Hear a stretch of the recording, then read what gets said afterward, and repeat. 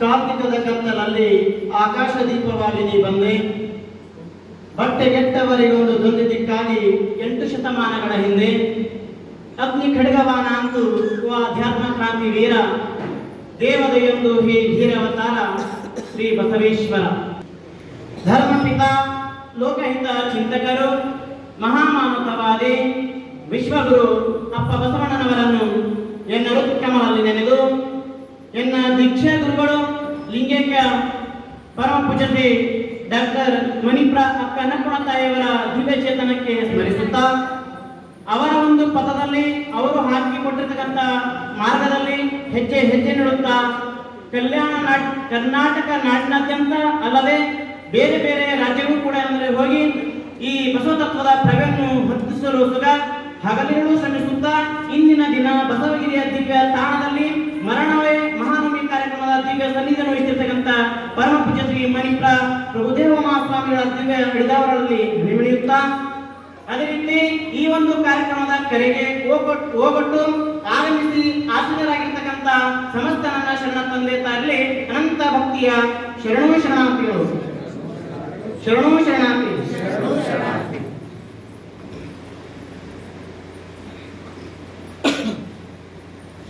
ಏನಾಯ್ತು ಒಂದು ಸಲ ಅಂತ ಕೇಳಿದ್ರೆ, ಹಿಂಗೆ ಗುರುಗಳು ಪ್ರವಚನ ಬಹಳ ಜೋರ್ ಪ್ರವಚನ ಮಾಡ್ತಾರೆ. ಒಂದು ಕಡೆ ಜೋರ್ ಪ್ರವಚನ ಮಾಡ್ತಿರು. ಒಬ್ಬ ಮನುಷ್ಯ ಅಂದ, ಗುರುಗಳು ಈಟ ನಾಯಕರ ಜೋರ್ ಬೊಗಳಿ ಪ್ರವಚನ ಮಾಡ್ತಾರ ನೋಡಿ. ಗುರುಗಳಿಗೆ ಈ ತರ ಶಬ್ದ ಬಳಸ್ತಾರೆ. ಗುರುಗಳು ಯಾಕೆ ಈ ತರ ಶಬ್ದ ಬಳಸ್ತಾರೆ ಅಂದ್ರೆ, ಗುರುಗಳು ಅಂದ್ರೆ ಯಾರಿಗೆ ಅಂತಾರ ಅಂತಂದ್ರೆ, ಸಮುದ್ರವ ಹೊಕ್ಕ ಕಾಲು ಹಳ್ಳದಲ್ಲಿ ಕೊರತೆಯ ನಡೆಸುವುದೇ ಆ ಸಮುದ್ರವು. ಎಲ್ಲಾ ನದಿ ನೀರು ಹರ್ಕೊಂಡು ಹೋಗಿ ಎಲ್ಲಿ ಸೇರ್ತವ? ಸಮುದ್ರ ಸೇರ್ತವ. ಆದರೆ ಆ ನದಿ ನೀರು ಯಾವಿರ್ತವ? ಎಲ್ಲಾ ಚರಂಡಿ ನೀರೆಲ್ಲ ನದಿ ಸೇರ್ಕೋತಾವ, ನದಿ ಮುಖಾಂತರ ಸಮುದ್ರ ಸೇರ್ತಾವ. ಆದ್ರೆ ಆ ಸಮುದ್ರಕ್ಕೆ ಎಂತ ಕೆಪಾಸಿಟಿ ಅಂತಂದ್ರೆ, ಎಲ್ಲವನ್ನು ಬಿಟ್ಟು ಕೊಡ್ತಕ್ಕಂಥ ಒಂದು ಕೆಪಾಸಿಟಿ ಯಾವ್ದದ ಅಂದ್ರೆ ಸಮುದ್ರಕ್ಕದ. ಹಂಗ ಗುರುಗಳು ಅಂದ್ರೆ ಯಾರಿಗೆ ಅಂತಾರ ಅಂದ್ರೆ, ಎಲ್ಲವನ್ನು ಯಾರಿಗೆ ಗುರುಗಳು ಅಂತ ಕರೀತಾರೆ. ಅದೇ ಈ ಗುರುಗಳಿಗೆ ಎಲ್ಲರೂ ಭಯರೇ, ಹೌದಲ್ಲ? ಗುರುಗಳಿಗೆ ಎಲ್ಲರೂ ಭಯರೇ. ಯಾಕಂದ್ರೆ ಹಿಂಗೆ ಗುರುಗಳು ಯಾಕೆ ಬಂದೆ ಅಂತ ನಾನು ತಿಳ್ಕೊಳ್ಬೇಕು ಮನುಷ್ಯ. ಗುರುಗಳೇ ಈಟ್ಯಾಕೆ ಬೊಗಳಿ ನೀವು ಪ್ರವಚನ ಮಾಡತ್ತೀರಿ ಅಂತ. ನೋಡಪ್ಪ, ಒಂದು ಮನಿ ಎದುರು ಒಂದು ನಾಯಿ ಏನ ಅಂತಂದ್ರೂ ಕೂಡ ಅದು ತಂಗುಳು ರೊಟ್ಟಿ ತಿಂದಿ ಬೊಗಳಿ ಮನೆಗೆ ಸಂಪತ್ತು ರಕ್ಷಣೆ ಮಾಡ್ತಂದ ಮ್ಯಾಕ ಮತ್ತೆ ನಮ್ಗ ನೀವೆಲ್ಲ ಬಿಸಿ ರೊಟ್ಟಿ ಕೊಡ್ತೀರಿ, ಹೌದಲ್ಲ? ನಿಮ್ ಮನೆಯೊಳಗೆ ಸಂಪತ್ತು ಒಂದು ನಾಯಿ ತಂಗು ರೊಟ್ಟಿ ತಿಂದಿ ರಕ್ಷಣೆ ಮಾಡ್ತಾ ಕಾಯ್ತಾ ರಾತ್ರಿ ಬೆಳಗ್ಗೆ ಹಲವು ತಂಗು ರೊಟ್ಟಿ ತಿಂದಿ ಇಂಥ ಕೆಲಸ ಮಾಡ್ತಾನ್ಬೇಕ. ನಮ್ಮ ಎದುರು ನೀವೆಲ್ಲ ಕುಂತಿರಲ್ಲ, ನೀವೆಲ್ಲ ಸಾಮಾನ್ಯರಲ್ಲಪ್ಪ. ನಿಮ್ಮೊಳಗೂ ಒಂದು ಏನಂದ್ರೆ ಜ್ಞಾನ ರತ್ನ ಅಂತಕ್ಕಂಥ ಒಂದು ಸಂಪತ್ತದ. ಆ ಸಂಪತ್ತು ಯಾರು ಲೂಟು ಹಿಡಿಬಾರ್ದು ಅಂತ ತಿಳ್ಕೊಂಡು ನಾವು ಕೂಡ ಭೂಗೋಳಗಳು ಪ್ರವಚನ ಮಾಡ್ತೀವಿ, ಹೌದಲ್ಲ? ಇಡೀ ಕಲ್ಯಾಣ ಕ್ರಾಂತಿ ಯಾವುದಕ್ಕೋಸ್ಕರ ಆಗಿತ್ತು? ಸತ್ಯಕ್ಕೋಸ್ಕರ ಅಂತ ಹೇಳಿ ನಿನ್ನಿಂದ ದಿನ ಬಹಳಷ್ಟು ತಿಳ್ಕೊಂಡಿದ್ದು. ಇವತ್ತು ಬಹಳ ಏನು ತಿಳ್ಕೋಬೇಕಾಗಿಲ್ಲ, ಆದ್ರೂ ಕೂಡ ಇಂಥ ಒಂದು ನೇತೃತ್ವ ಸ್ಥಾನ ಕೊಟ್ಟರು. ನಿಜವಾಗಿ ಈ ಕಾರ್ಯಕ್ರಮದ ಒಂದು ನೇತೃತ್ವನ ಯಾರಿಗೆ ಕೊಡ್ಬೇಕು ಅಂತ ಹೇಳ್ತೀನಿ, ಇದು ರಮೇಶ್ ಮರಪತಿ ಪೂಜಾರಿ ಕೊಡ್ಬೇಕು. ಯಾಕಂತ ಹೇಳಿದ್ರೆ, ಹೌದಲ್ಲ, ನಾವು ಒಂದಿಷ್ಟು ಮಾತಾಡ್ಬೋದು. ಇಡೀ ಕಾರ್ಯಕ್ರಮ ಇಷ್ಟು ಅಚ್ಚುಕಟ್ಟಾಗಿ ನಡೆಯುತ್ತಲ್ಲ, ನೇತೃತ್ವ ಅಂದ್ರೆ ಅರ್ಥ ಹೇಳ್ತೀನಿ ನಾನು. ನೇತೃತ್ವ ಅಂತ ಹೇಳ್ಕೊಂತಾರ ಅಂತಂದ್ರೆ ನಾಯಕತ್ವ ವಹಿಸ್ಕೊಡೋದು, ಹೌದಲ್ಲ? ಪ್ರಭುದೇವ್ರ ಊರಿಗೆ ಹೋದ್ರು ಈ ಕಾರ್ಯಕ್ರಮ ಅಚ್ಚುಕಟ್ಟ ನಡೆಯುತ್ತದೆ. ನಾವು ಬೇಕಾದ ಹೋದ್ರು ಕಾರ್ಯಕ್ರಮ ಅಚ್ಚುಕಟ್ಟ ನಡೆಯುತ್ತದೆ, ಹೌದಲ್ಲ? ಇದಕ್ಕೆಲ್ಲ ಕಾರಣಕರ್ತರು ಯಾರು ಅಂದ್ರೆ ನಮ್ಮ ರಮೇಶ್ ಗಣಪತಿ ಅಪ್ಪಾಜಿ ಅಂತ ಹೇಳಿ ಹೆಮ್ಮೆ ಪಡ್ತೇನೆ. ಅದಕ್ಕೆ ಅಂದ್ರೆ ನೇತೃತ್ವ ಕೊಟ್ಟರಲ್ಲ, ಈ ನೇತೃತ್ವ ಅಂದ್ರೆ ಏನು ಅಂತ ಹೇಳ್ಕೊಂಡು ಮಾತಾಡ್ಬೇಕು ನಾವು, ಹೌದಲ್ಲ? ಇಡೀ ಕಾರ್ಯಕ್ರಮದ ಮರಣವೇ ಮಹಾನವಮಿ ಕಾರ್ಯಕ್ರಮದ ಉದ್ದೇಶ ಏನಿತ್ತು? ಸತ್ಯದ ಬಗ್ಗೆ ಏನಂದ್ರೆ ನೇರವಾಗಿ ತಿಳಿಸುವಂತದ್ದೇ ಒಂದು ಕಾರ್ಯ. ಏನಾದ ಅದು ಇದ್ದಂಗೆ ತಿಳಿಸ್ಕೊಡ್ತಕ್ಕಂಥದ್ದೇ ಕಲ್ಯಾಣ ಕ್ರಾಂತಿಯ ಸಂದೇಶದ. ಅದಕ್ಕಾಗಿ ಸತ್ಯಕ್ಕಾಗಿ ಹೋರಾಟ ಆಗಿತ್ತು. ಅದಕ್ಕೆ ಹೇಳ್ತಾದ್ರೆ, ಸತ್ಯವನ್ನು ತಿಳ್ಕೊಳ್ಳೋದೇ ನಿಜವಾದ ಸಾಧನೆ. ಆಗಿರುತ್ತ. ಅದಕ್ಕಾಗಿ ಹೇಳ್ತಾ ಅದರಲ್ಲಿ ನಿತ್ಯ ನಿರಂಜನ ಪರಂ ಜ್ಯೋತಿ ವಸ್ತು ಉಪದೇಶವ ಕೊಟ್ಟು ಗುರುವಾದ ಕರಸ್ಥಲಕ್ಕೆ ಬಂದು ಲಿಂಗವಾದ ಹಸರವಾದ ಪ್ರಪಂಚವನ್ನರಿದು ದಾಸೋಹ ಮಾಡಿಸಿಕೊಂಡು ಜಂಗಮವಾದ ಇಂತಿ ಗುರು ಲಿಂಗ ಜಂಗಮ ಒಂದೇ ಅಲ್ಲದೆ ಭಿನ್ನವಿಲ್ಲ. ಈ ಮೂರಕ್ಕೆ ಮೂರ ನಿತ್ತು ಮೂರನ್ನೊಂದು ಮಾಡಬಲ್ಲಡೆ ಆತ ಪ್ರಸಾದ ಕಾಯನಯ್ಯ ಕೂಡಲ ಸಂಗಮ ದೇವ. ಮೂರು ಕೊಡವ ತನು ಮನ ಧನ ಗುರುಲಿಂಗ ಜಂಗಮಕ್ಕೆ ಅರ್ಪಣೆ ಮಾಡತಕ್ಕಂಥ ಏನಂದ್ರೆ ಇದು ನಿಜವಾದ ಸಾರ್ಥಕತೆಯ ಬದುಕು ಅಂತ ಹೇಳ್ತಾರೆ ಇಲ್ಲಿ ವಚನದಲ್ಲಿ. ಅದಕ್ಕಾಗಿ ಒಂದೇ ವಸ್ತು ಇತ್ತು ಮೊದಲು, ನಮ್ಮೆಲ್ಲರ ಒಳಗೆ ಒಂದೇ ಒಂದು ಚೈತನ್ಯದ ಎಲ್ಲರೊಳಗೆ, ಯಾರು ಬೇರೆ ಅಲ್ಲ. ಆ ಬೇರೆ ಅಲ್ಲ, ನೀವೆಲ್ಲ ಒಂದೇ ಇದ್ರಿ ಅಂತ ತಿಳಿಸ್ಕೊಡ್ತಕ್ಕಂಥದ್ದೇ ಕಲ್ಯಾಣ ಕ್ರಾಂತಿಯ ಉದ್ದೇಶದ. ಮರಣ ಮಾನವ ಉದ್ದೇಶ ಏನಂದ್ರೆ ಎಲ್ಲರೂ ಒಂದೇ, ಯಾವ ಭೇದ ಭಾವ ಬೇಡ. ವರ್ಣಾಶ್ರಮ ಪದ್ಧತಿಯನ್ನು ಏನಂದ್ರೆ ಬಸವಣ್ಣ ಧಿಕ್ಕರಿಸಿದ್ರು. ಜಾತಿ ಭೇದ, ಲಿಂಗ ಭೇದ, ಎಲ್ಲಾ ರೀತಿಯ ಬಗೆಯ ತಾರತಮ್ಯಗಳನ್ನು ದೂರಗೊಳಿಸುವ ಸಲುವಾಗಿ ಕಲ್ಯಾಣದಲ್ಲಿ ಕ್ರಾಂತಿ ಜರುಗಿತ್ತು. ಏನಿತ್ತು?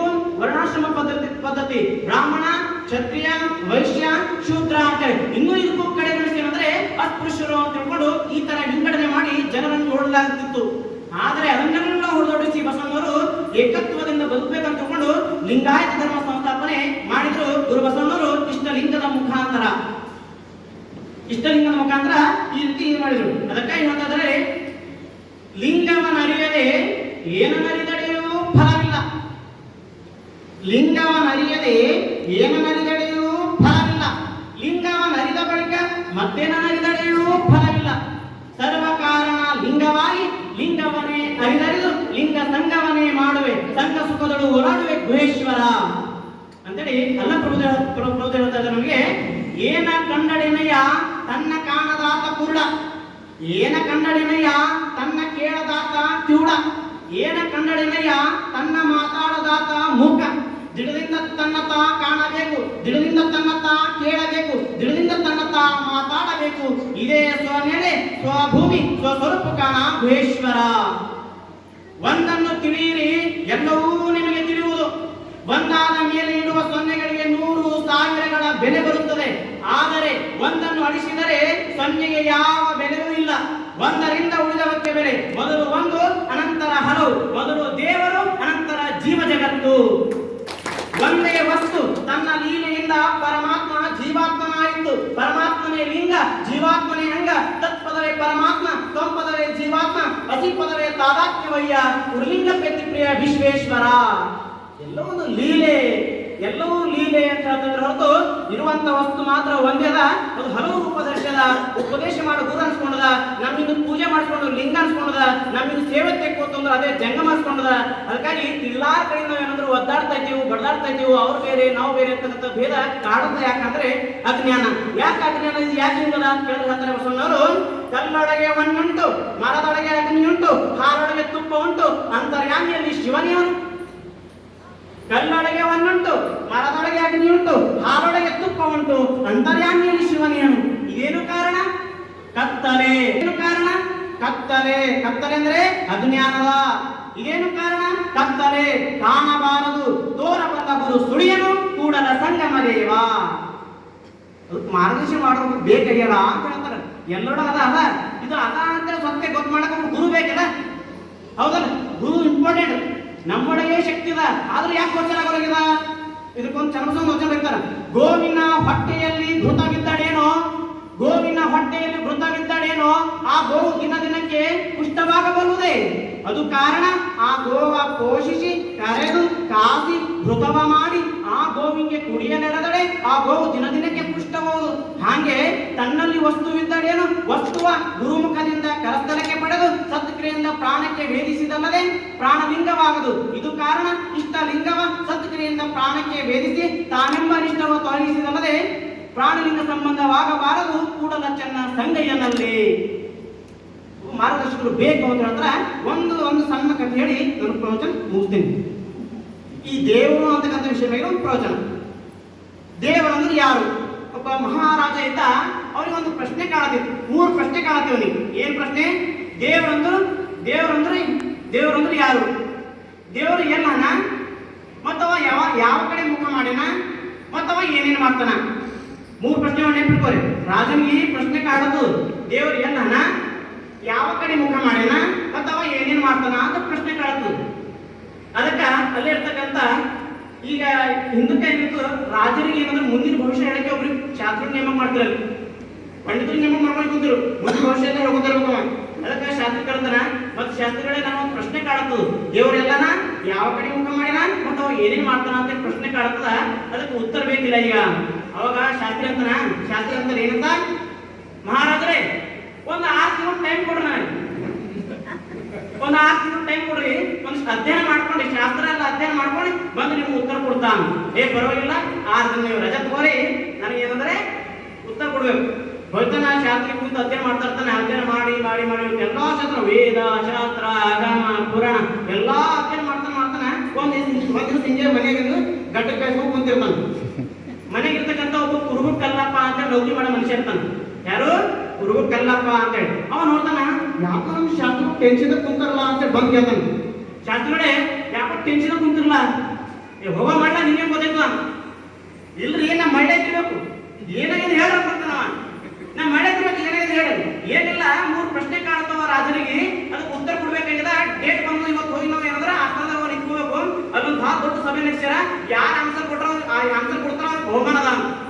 ಏನ್ ಪ್ರಶ್ನೆ ಹೇಳೋದು? ದೇವ್ರು ಎಲ್ಲನ್ನ ಯಾವ ಕಡೆ ಮುಖ ಮಾಡಿದ ಮತ್ತು ಅವ ಏನೇನು ಮಾಡ್ತಾನಂತ ಪ್ರಶ್ನೆ ಅದ ರಾಜನಿಗೆ ಕಾಣೋದು ಭಾಳ ಉದ್ದೇಶದಿಂದ. ಅದಕ್ಕೆ ಉತ್ತರ ಯಾರು ಕೊಡ್ತಾರೆ ಬಹುಮಾನದ. ನನಗೆ ನಾವೇ ಇಲ್ಲೂ ತೊಗೊಂಡು ಬಂದೆ, ಒಂದು 6 ತಿಂಗಳು ಹತ್ಯೆ ಮಾಡಿದೆ, ಆದ್ರೂ ಇನ್ನೂ ಉತ್ತರ ಸಿಕ್ಕಿಲ್ಲ ನನಗೆ. ಅವಂತ ಕುರುಕಲ್ಲ ಬಂತನ, ಓ ಮಾಮೂಲಿ ಜವಾಬ ಮಾಮೂಲಿ ಅಂತ ಕ್ವಶನ್ ಅದು ಸವಾಲ ಮೈ ಜವಾಬ್ ಹೆಂಗೆ ಅಂತವ. ಮಾಮೂಲಿ ಪ್ರಶ್ನೆ ನಾವು ಉತ್ತರ ಕೊಡ್ತಾ ಅಂತಾನವ. ನೀವು ಉತ್ತರ ಕೊಡ್ತೀವಿ ಬೇಕಾದ್ರೆ ನೋಡಿ ನಾನು ಉತ್ತರ ಕೊಡ್ತಾ ಅಂತಾನ. ಗೊಂಬಡಿ ಎತ್ಕೊಂಡು ಬೆಳಗ್ಗೆ ರೂಮ ಸುತ್ಕೊಂಡು ಹೋಗಿಬಿಡ್ತಾನ. ಸೀದಾ ಟೈಮ್ ಆಗ ಬೆಳಗ್ಗೆ ಹೋಗ್ಬಿಡ್ತಾನೆ, ಟಕ ಟಕ ಟಕ ಹೋಗ್ಬಿಡ್ತಾನ. ಮಂದಿ ಎಲ್ಲ ನಡೆದಾರ ಸುತ್ತಮುತ್ತಿಂದ ಎಲ್ಲಾ ಕಡೆಯಿಂದ, ಎಲ್ಲಾ ಪ್ರಜೆಗಳು ಎಲ್ಲಾ ಕಡೆಯಿಂದ ಸೈನಿಕ ಎಷ್ಟು ಜನ ಬೇಕು ಸುತ್ತಮುತ್ತ ಹಳ್ಳಿದವ್ರು ಎಲ್ಲ ಕಡೆ ಬಂದಾರ. ಯಾರು ಆನ್ಸರ್ ಮಾಡ್ತಾರ ಅವ್ರಿಗೆ ಬಹುಮಾನದ. ಹೌದಲ್ಲ, ಸಭಾ ನಡೆದಿತ್ತು. ಅಷ್ಟು ಜನ ಎಲ್ಲ ಗುಂಪು ಕಟ್ಟಿ ನಿಂತಾರ. ಈ ಮನುಷ್ಯ ಹೋಗ್ಯಾನ, ಹೊಂಗಡೆ ಹೋಗ್ತಾನ, ಟಗಟಗ ಹೋಗ್ತಾನ, ಮನೆಗೆ ಹೋಗ್ತಾನ. ಮಂದಿ ಏನಂತವ, ನೀ ಯಾಕೆ ಬಂದು ನಿಮ್ ಶಾಸ್ತ್ರ ಕಲ್ಸ. ಶಾಸ್ತ್ರ ಕಲ್ಸೇನ ನಾನೇ ಹೇಳ್ತಾ ಹೋಗ್ತಾರ. ಶಾಸ್ತ್ರ ಕಲ್ತಾರ ಅಂತ ಒಳಗೆ ಹೋಗ್ತಾನೆ.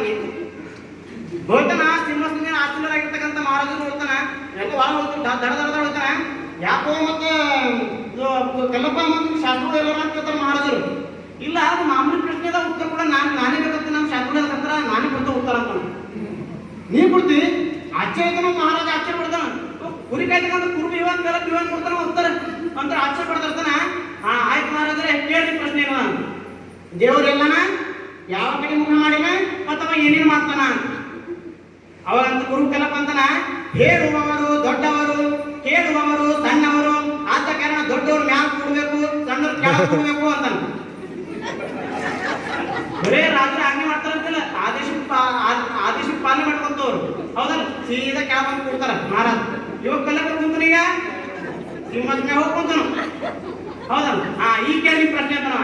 ದೇವ್ರು ಎಲ್ಲನ ಯಾವ ಕಡೆ ಮುಖ ಮಾಡ್ಯಾನ ಅಥವಾ ಏನೇನು ಮಾಡ್ತಾನ? ಒಂದು ಆಕಳು ತಗೊಂಬರಂತಾನ. ಆಕಳು ತಗೊಂಡ್ಬರ್ತಾರ. ಈ ಆಕಳೊಳಗ ಹಾಲೆಲ್ಲವ ಅಂತಾನ.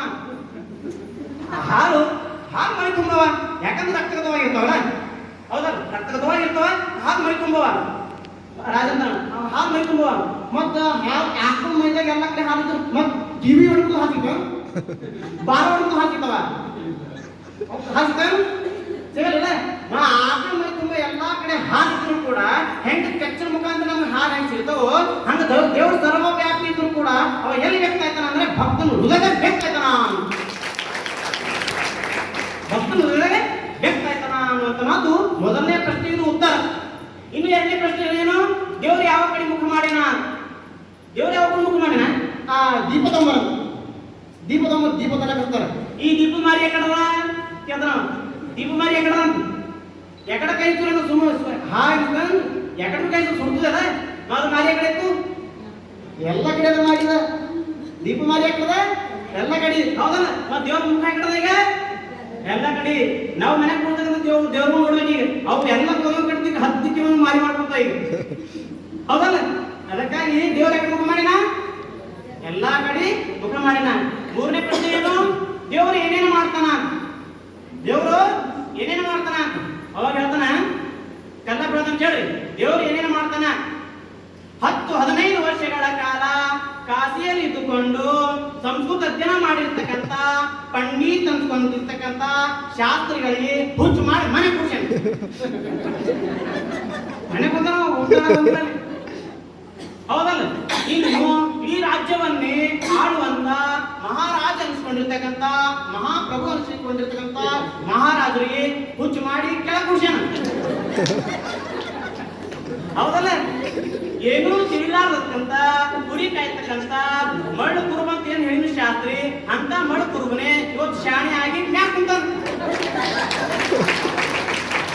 ದೇವ್ರ ಏನೇ ಮಾಡ್ತಾನ? ಬೆಕ್ಕದ ಸರ್ವಶಕ್ತ ಅದನ್ನ ಪರಮಾತ್ಮ. ಅದಕ್ಕಾಗಿ ಪರಮಾತ್ಮನಿಂದ ಅಸ್ತಿತ್ವ ಅಲ್ಲ, ಬೇಕಾದ ಕೆಲಸಗಳಾಗ್ತವ. ಅದಕ್ಕಾಗಿ ಒಂದನ್ನು ತಿಳ್ಕೊಳ್ಬೇಕು, ಎಲ್ಲವೂ ತಿಳಿದಂಗಾಯ್ತದ. ಹಂಗೆ ತಿಳ್ಕೊಂಡು ನಾವು ನೀವು ನಡೆಯೋಣ ಅಂತ ಒಂದು ಶಕ್ತಿ ಸಾಮರ್ಥ್ಯ ಗುರುಬಸವನವರ ಕೃಪೆಯಿಂದ, ಪೂಜ್ಯ ಶ್ರೀ ಅಕ್ಕನವರ ಆಶೀರ್ವಾದ ನಮಗೂ ನಿಮಗೂ, ಪೂಜ್ಯ ಶ್ರೀ ಪ್ರಭುದೇವರ ಮಾರ್ಗದರ್ಶನದಿಂದ ನಮಗೂ ನಿಮಗೂ ಎಲ್ಲರೂ ಸಿಗಲಂತೇಳಿ ಪ್ರಾರ್ಥಿಸಿ ನನ್ನ ಎರಡು ಮಾತುಗಳಿಗೆ ಮುಕ್ತಾಯ ಹೇಳುತ್ತೇನೆ. ಎಲ್ಲರಿಗೂ ಭಕ್ತಿಯ ಶರಣೋ ಶರಣಾರ್ಥಿಗಳು.